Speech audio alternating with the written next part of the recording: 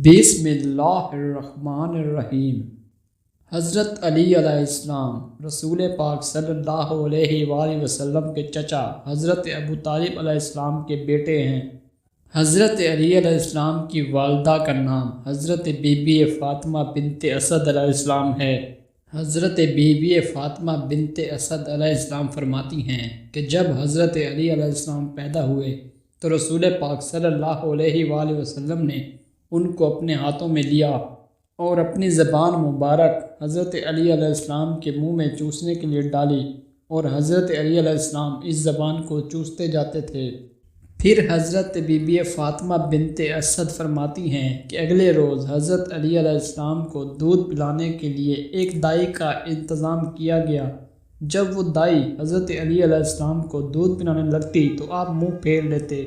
جب یہ ماجرا رسول پاک صلی اللہ علیہ وآلہ وسلم کے سامنے رکھا گیا کہ حضرت علی علیہ السلام دودھ نہیں پی رہے تو رسول پاک صلی اللہ علیہ وآلہ وسلم حضرت علی علیہ السلام کے پاس آئے اور پھر اپنی زبان مبارک حضرت علی علیہ السلام کے منہ میں چوسنے کے لیے دی۔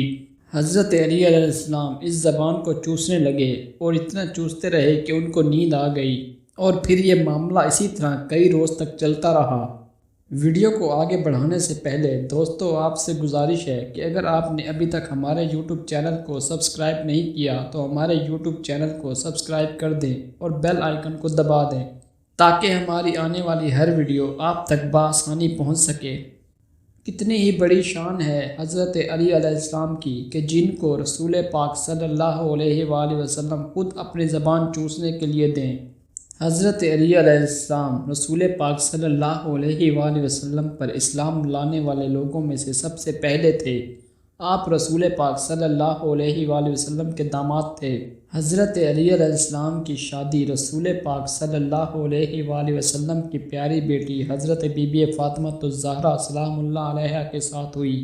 حضرت علی علیہ السلام ہی وہ واحد ہستی ہیں جنہوں نے رسول پاک صلی اللہ علیہ وآلہ وسلم کی زندگی میں ہی سب سے پہلے قرآن پاک کو جمع کیا، اور آپ علیہ السلام ہی وہ ہستی ہیں جنہوں نے اپنے بچپن میں بھی بتوں کی پوجا نہیں کی بلکہ ہمیشہ ان سے نفرت کی اور اس عمل کو شرک جانا۔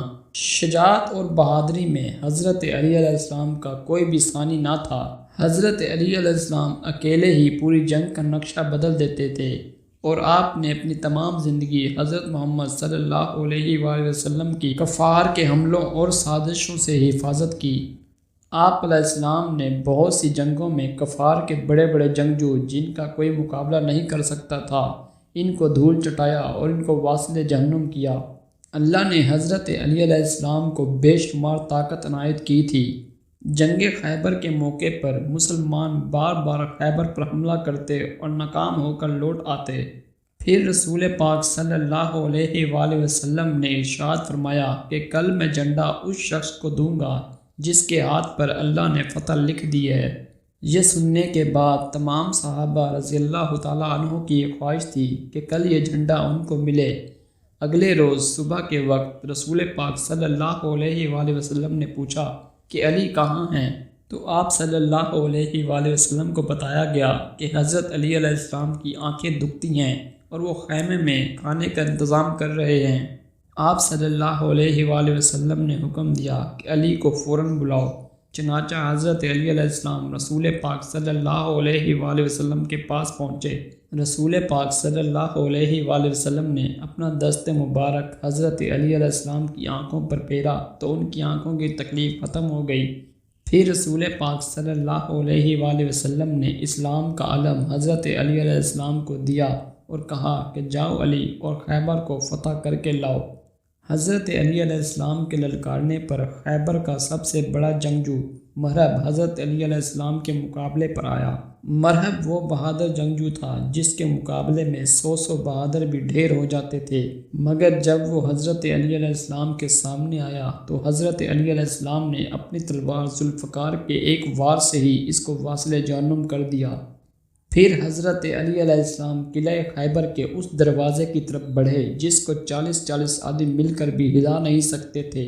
یہ دروازہ اتنا وزنی تھا کہ اس کو کھولنے کے لیے لاتعداد آدمیوں کی ضرورت پڑتی تھی، مگر حضرت علی علیہ السلام بھی اسد اللہ یعنی اللہ کے شیر تھے۔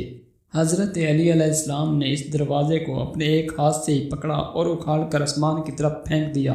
یہ دروازہ آج تک کسی کو بھی نہیں ملا اور سائنسدان آج بھی اس دروازے کی کھوج میں ہیں۔ اور پھر اس کے بعد مسلمانوں کا لشکر خیبر قلعے میں داخل ہو گیا اور پھر خیبر قلعے پر اسلام کا پرچم بلند کیا۔